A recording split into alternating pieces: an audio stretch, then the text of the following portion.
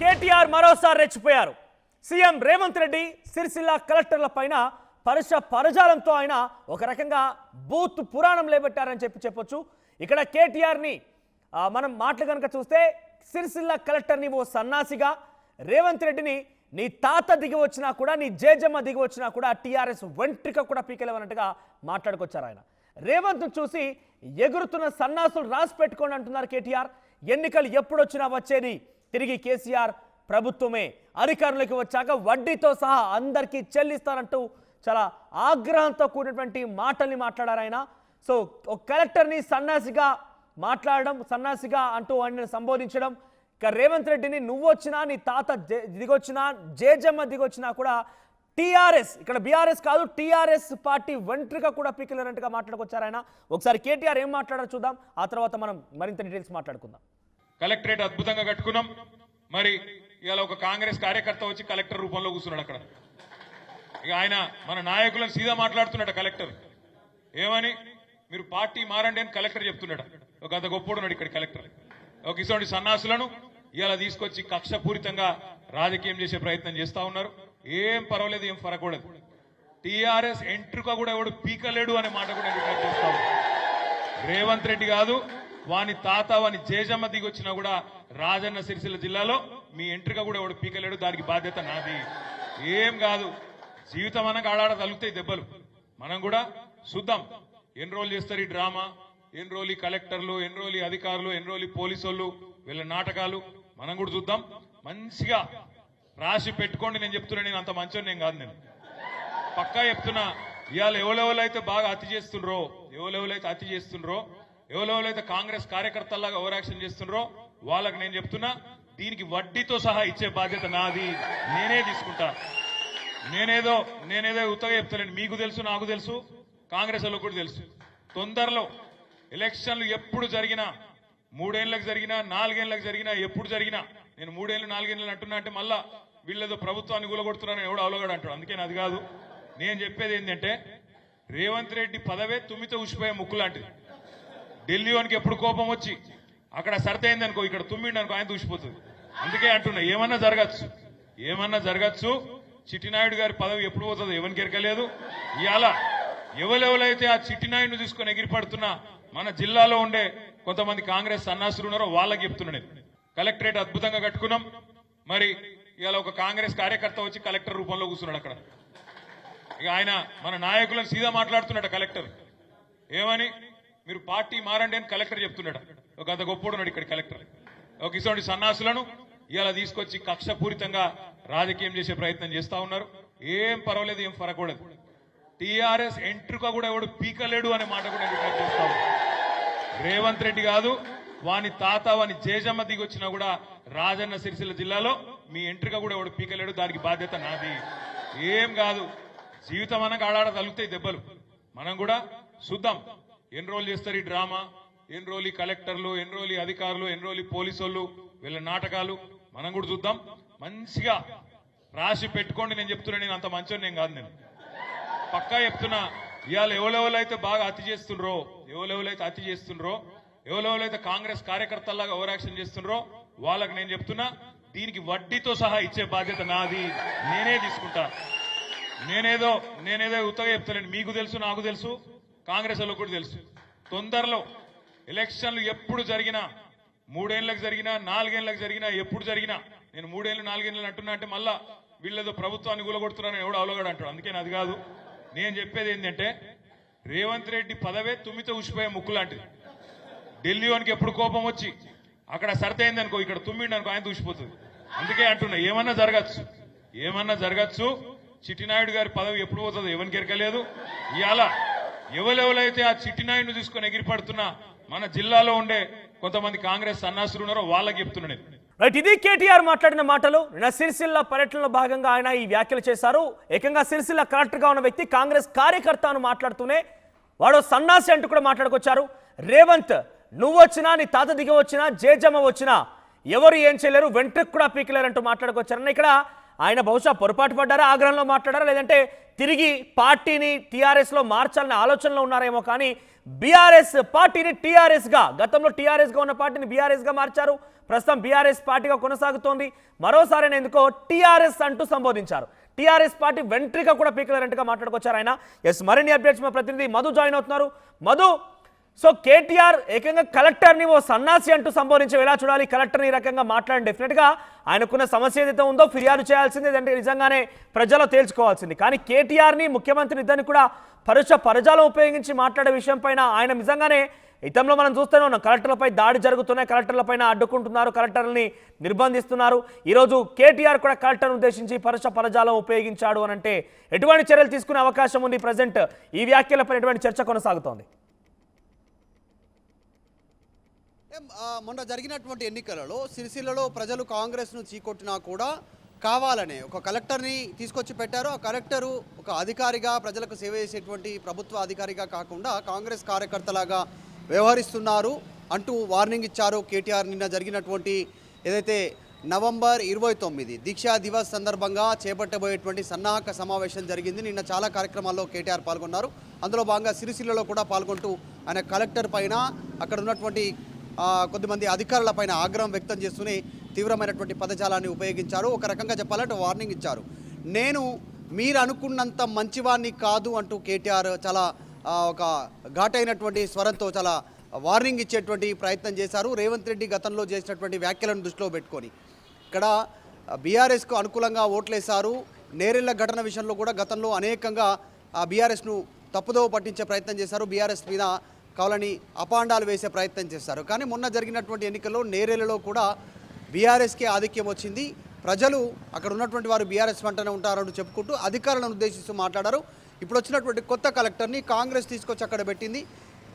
ఆయన బీఆర్ఎస్ పైన కక్షపూరితంగా వ్యవహరిస్తున్నారంటూ స్టేట్మెంట్ చేస్తూనే రేవంత్ రెడ్డికి కూడా వార్నింగ్ ఇచ్చారు. ఆయన పదవి తుమ్మితే ఊడిపోయేటువంటి ముక్కు లాంటిది. అక్కడ ఏఐసీసీ అధిష్టానంలో ఎవరికి ఆగ్రహం వచ్చినా ఈయన పదవి ఊడిపోయేటువంటి సిచ్యువేషన్ ఉంది. వడ్డీతో సహా చెల్లిస్తాము, మేము అధికారంలోకి వచ్చిన తర్వాత మా పైన వేధింపులు ఉంటే ఖచ్చితంగా మళ్ళీ ఎప్పుడు ఎన్నికలు జరిగినా బీఆర్ఎస్ అధికారంలోకి వస్తుంది రాష్ట్రంలో అంటూ స్టేట్మెంట్ ఇస్తూనే చాలా వార్నింగ్ ఇచ్చేటువంటి ప్రయత్నం చేశారు. ఒక రకంగా కొంచెం పరుష పదజాలాన్ని ఉపయోగించారు ఆయన మాట్లాడుతున్నటువంటి సందర్భంలో. ముఖ్యంగా ప్రజలు చీకొట్టినా సరే ఈ రకంగా స్టేట్మెంట్ చేస్తున్నారంటూ మాట్లాడారు. ఇప్పుడు రాజకీయాలు చాలా వేడెక్కుతూనే ఉన్నాయి. కేటీఆర్ అరెస్ట్ విషయంలో అటు కాంగ్రెస్ పార్టీ ప్రభుత్వం కూడా నిత్యం ఏదో ఒక చోట ఏదో రకంగా మాట్లాడుతూనే ఉంది. అనేక రకాల కొనసాగుతున్నాయి. ప్రభుత్వంలో ఎక్కడ యాక్టివిటీస్ అక్కడ జరుగుతూనే ఉన్నాయి. ప్రభుత్వానికి ప్రతికూల వాతావరణం ఉందని కూడా మనం పెద్ద ఎత్తున మాట్లాడుకుంటున్నాం. ఈ నేపథ్యంలో కేటీఆర్ ఇంత ఆగ్రహానికి గురైపోయి కలెక్టర్ని పరుష పరజాలం ఉపయోగించడం, రేవంత్ రెడ్డి పైన పరుష పరజాలం ఉపయోగించడం చూస్తే ఏ రకంగా చూడాలని ఏదైనా టెన్షన్లో ఉన్నారా? అంటే రాజకీయ నాయకులు బేసిక్గా ఇంత ఆగ్రహానికి గురవడం గల ఏదో ఒక రీజన్ ఉంటుంది బిహైండ్గా. సో ఈ రకమైన ఆగ్రహానికి గల కారణం ఏంటి?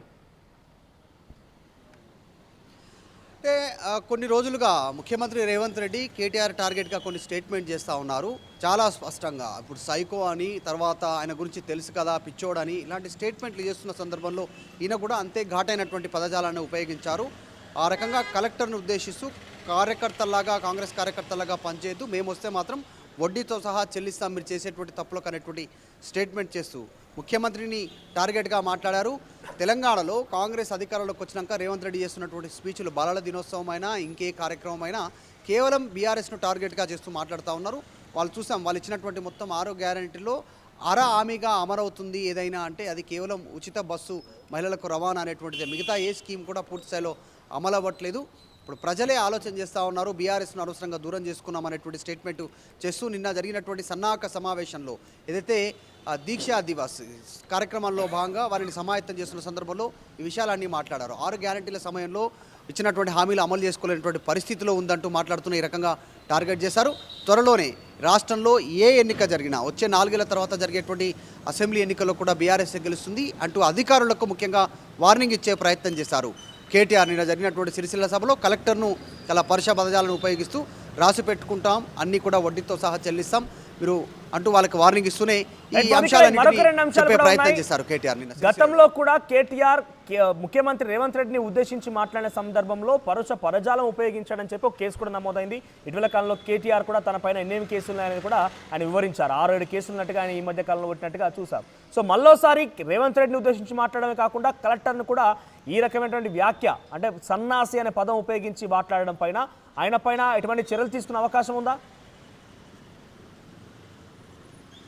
అంటే నిన్న కేటీఆర్ మాట్లాడుతున్న సందర్భంలో కేసీఆర్ని పదే పదే పరుషజాలంతో వీళ్ళు కాంగ్రెస్ పార్టీ నాయకులు విమర్శిస్తూ ఉన్నారు. అందులో భాగంగా ఆయన స్టేట్మెంట్ చేశారు. ఈరోజు తెలంగాణ రాష్ట్రంలో ముఖ్యమంత్రి అయ్యే అవకాశం దక్కింది రేవంత్ రెడ్డికి అంటే అది కేసీఆర్ చేసినటువంటి దీక్ష వల్లనే అనేటువంటిది గుర్తుంచుకోవాలి అనేటువంటి స్టేట్మెంట్ చేస్తూ ఈ పరుష పదజాలను ఉపయోగిస్తూ ఉన్నారు. ఇది చూస్తూ ఉన్నాం, ఒకరిపైన ఒకరు ఇలాంటి వ్యాఖ్యలు చేసుకుంటున్నారు. ఇటు కాంగ్రెస్ నుంచి ఇటు బీఆర్ఎస్ నుంచి నేతలు, ముఖ్యంగా కేటీఆర్, తర్వాత అటు కాంగ్రెస్ నుంచి ముఖ్యమంత్రి, మంత్రులు ఘాటైనటువంటి పదజాలాన్ని ఉపయోగిస్తూ ఒకరిపైన ఒకరు రాజకీయ విమర్శలు చేసుకుంటున్నటువంటి సిచ్యువేషన్ అయితే కొనసాగుతోంది. ఏదో ఒక కేసులో నన్ను అరెస్ట్ చేసి జైలుకు పంపే ఆలోచన చేస్తూ ఉన్నారు. నేను ఎక్కడ ఏం మాట్లాడినా ఏదో ఒక తప్పు తీసి అంటూ కూడా నిన్న సిరిసిల్లలో కేటీఆర్ మాట్లాడారు. గతంలోనే చూసాము అనేక ఈ విషయాలలో కేటీఆర్ జైలుకు వెళ్ళనున్నారు అనేటువంటిది మంత్రులు డైరెక్ట్గా ముఖ్యమంత్రి మాట్లాడినటువంటి సిచ్యువేషన్. ఆ సందర్భంగా కేటీఆర్ నిన్న మాట్లాడారు.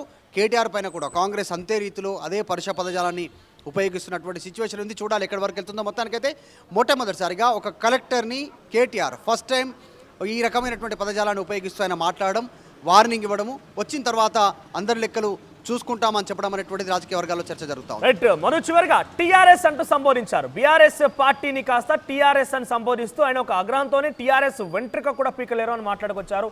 ఏంటి టీఆర్ఎస్ అనేది ఆయన అలవాట్లో మామూలుగా అనేస్తారా, లేదంటే ఒక ఆలోచన ఏదైనా ఉందా? ఈ విషయం పైన కూడా చర్చ జరుగుతోంది. ఎగ్జాక్ట్లీ ఈ విషయం పైన గతంలో అనేక చర్చ జరిగింది. కేసీఆర్ ముందు ప్రస్తావన వచ్చింది. హరీష్ రావు కూడా ఒక సందర్భంలో కండువా వేసుకున్న సందర్భంలో టీఆర్ఎస్ అనేటువంటి కండువా వేసుకోవడం జరిగింది. అప్పుడు చర్చ జరిగింది. రీసెంట్గా అంటే బీఆర్ఎస్ను మళ్ళీ టీఆర్ఎస్గా మార్చే అవకాశం ఉందా అనేటువంటిది క్వశ్చన్స్ కూడా రైజ్ అయ్యాయి. ఆ సందర్భంలో క్లారిటీ ఇచ్చారు గతంలోనే. ఎట్టి పరిస్థితుల్లో బీఆర్ఎస్గానే ఉంటుంది, టీఆర్ఎస్ నుంచి బీఆర్ఎస్గా మారింది కాబట్టి మళ్ళీ వెనక్కి వెళ్ళే అవకాశం లేదు అనేటువంటిది చర్చ చేశారు. సాధారణంగా అక్కడ ఉన్నటువంటి వారికి వాడుక భాషలో ఆయన గతంలో టీఆర్ఎస్ఏ కాబట్టి ఆ రకంగా ఎక్స్ప్లెయిన్ చేసి ఉండొచ్చు అనేటువంటిది అయితే చర్చ ఉంది. రైట్ మధు, సో మొత్తం మీద కేటీఆర్ మాట్లాడిన మాటలు మరోసారి చర్చనీయాంశంగా మారాయి. కలెక్టర్ని సన్నాసిగా సంబోధించడం, ముఖ్యమంత్రి రేవంత్ రెడ్డి ఉద్దేశించి రేవంతే కాదు మీ తాత వచ్చినా జేజమ్మ వచ్చినా కూడా టీఆర్ఎస్ వెంట్రుక కూడా పీకలేనట్టుగా మాట్లాడుకొచ్చారు ఆయన.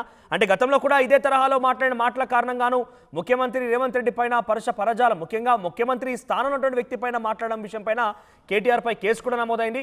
తాజాగా సిరిసిల్లలో అంటే 29న దీక్షా దివాస్ కార్యక్రమం ఉంది. కరీంనగర్ వేదికగా ఈ దీక్షా దివాస్ కార్యక్రమాన్ని లేవనెత్తింది బీఆర్ఎస్ పార్టీ. అందులో భాగంగా సమీక్షలో భాగంగా సిరిసిల్లలో పర్యటించిన కేటీఆర్ అక్కడ సిరిసిల్ల కలెక్టర్ పైన పరజాలం ఉపయోగించిన పాటుగా రేవంత్ రెడ్డిపై మాట్లాడారు. సో మొత్తం మీద ఇప్పుడు వీడియో సోషల్ మీడియా వ్యాప్తంగా వైరల్గా మారింది. మరోవైపుగా కేటీఆర్ ఏదో ఆగ్రహంలో ఉన్నారు. కేటీఆర్ ఎప్పుడెప్పుడు అరెస్ట్ చేస్తారా అంటూ ఎదురు చూస్తున్నారు. ఈ నేపథ్యంలో మరోసారి ఏదైనా ఆయనే కావాలని రెచ్చగొట్టే ప్రయత్నం చేసుకుంటూ ఈ మాట్లాడంటూ కూడా కాంగ్రెస్ పార్టీ మాట్లాడుకొస్తోంది. కాంగ్రెస్ పార్టీకి సంబంధించినటువంటి ముఖ్యమంత్రి రేవంత్ రెడ్డి కూడా ఇటీవల కాలంలో అటు కేటీఆర్ ఉద్దేశించి కూడా సైకో ఇంకో పదాలు మాట్లాడడం చూసాం. సో ఏదేమైనా కూడా ఒకరిపై ఒకరు ఇటువంటి భాషా ప్రయోగం అనేది డెఫినెట్గా ప్రజాస్వామ్యంలో సరైన పద్ధతి కాదంటూ చాలామంది విశ్లేషిస్తున్నప్పటికీ ఈ భాషనే ఇప్పుడు ట్రెండ్లో ఉంది, ట్రెండ్లో కొనసాగుతుంది. ఇంతకీ కేటీఆర్ మాట్లాడిన ఈ మాటలపైన మీరేమనుకుంటున్నారు? మీ అభిప్రాయం ఏంటి? కామెంట్ రూపం తెలియజేసే ప్రయత్నం చేయండి. ఒకసారి మరోసారి చూద్దాం కేటీఆర్ ఏమన్నారనేది. కలెక్టరేట్ అద్భుతంగా కట్టుకున్నాం. మరి ఇవాళ ఒక కాంగ్రెస్ కార్యకర్త వచ్చి కలెక్టర్ రూపంలో కూర్చున్నాడు అక్కడ. ఇక ఆయన మన నాయకులను సీదా మాట్లాడుతున్నాడు. కలెక్టర్ ఏమని, మీరు పార్టీ మారండి అని కలెక్టర్ చెప్తున్నాడు. ఒక అంత గొప్పడున్నాడు ఇక్కడ కలెక్టర్. ఒక ఇటువంటి సన్నాసులను ఇవాళ తీసుకొచ్చి కక్షపూరితంగా రాజకీయం చేసే ప్రయత్నం చేస్తా ఉన్నారు. ఏం పర్వాలేదు, ఏం ఫరకూడదు. టీఆర్ఎస్ ఎంట్రుక కూడా ఎవడు పీకలేడు అనే మాట కూడా డిక్లేర్ చేస్తాడు. రేవంత్ రెడ్డి కాదు, వాని తాత వాని జేజమ్మ దిగొచ్చినా కూడా రాజన్న సిరిసిల్ల జిల్లాలో మీ ఎంట్రుక కూడా ఎవడు పీకలేడు. దానికి బాధ్యత నాది. ఏం కాదు, జీవితం అనగా ఆడాడ తలుగుతాయి దెబ్బలు. మనం కూడా చూద్దాం ఎన్ని రోజులు చేస్తారు ఈ డ్రామా, ఎన్ని రోజులు ఈ కలెక్టర్లు, ఎన్ని రోజులు ఈ అధికారులు, ఎన్ని రోజులు ఈ పోలీసు వాళ్ళు, వీళ్ళ నాటకాలు మనం కూడా చూద్దాం. మంచిగా రాసి పెట్టుకోండి. నేను చెప్తున్నా, నేను అంత మంచోని నేను కాదు. నేను పక్కా చెప్తున్నా, ఇవాళ ఎవరెవరైతే బాగా అతి చేస్తుండ్రో, ఎవరెవరైతే కాంగ్రెస్ కార్యకర్తల్లాగా ఓవర్ యాక్షన్ చేస్తుండ్రో వాళ్ళకి నేను చెప్తున్నా, దీనికి వడ్డీతో సహా ఇచ్చే బాధ్యత నాది. నేనే తీసుకుంటా. నేనేదో ఉత్తగా చెప్తానండి. మీకు తెలుసు, నాకు తెలుసు, కాంగ్రెస్ వాళ్ళకు కూడా తెలుసు. తొందరలో ఎలక్షన్లు ఎప్పుడు జరిగినా, 3 ఏళ్ళకి జరిగినా, 4 ఏళ్ళకి జరిగినా, ఎప్పుడు జరిగినా, నేను 3 ఏళ్ళు 4 ఏళ్ళు అంటున్నా అంటే మళ్ళా వీళ్ళేదో ప్రభుత్వాన్ని కూలగొడుతున్నారని ఎవడో అవలోగాడు అంటాడు. అందుకని అది కాదు. నేను చెప్పేది ఏంటంటే, రేవంత్ రెడ్డి పదవే తుమ్మితో ఉసిపోయే ముక్కు లాంటిది. ఢిల్లీ వానికి ఎప్పుడు కోపం వచ్చి అక్కడ సరితైంది అనుకో, ఇక్కడ తుమ్మిండి అనుకో, ఆయన దూసిపోతుంది. అందుకే అంటున్నా, ఏమన్నా జరగచ్చు. చిట్టినాయుడు గారి పదవి ఎప్పుడు పోతుందో ఎవరికి ఎరకలేదు. ఇవాళ ఎవరెవరైతే ఆ చిట్టినాయుడును తీసుకొని ఎగిరిపడుతున్న మన జిల్లాలో ఉండే కొంతమంది కాంగ్రెస్ సన్నాసులు ఉన్నారో వాళ్ళకి చెప్తున్నాను. అసలైన తొలి వెలుగు. ఫాలో వాట్సాప్ @తొలి వెలుగు official.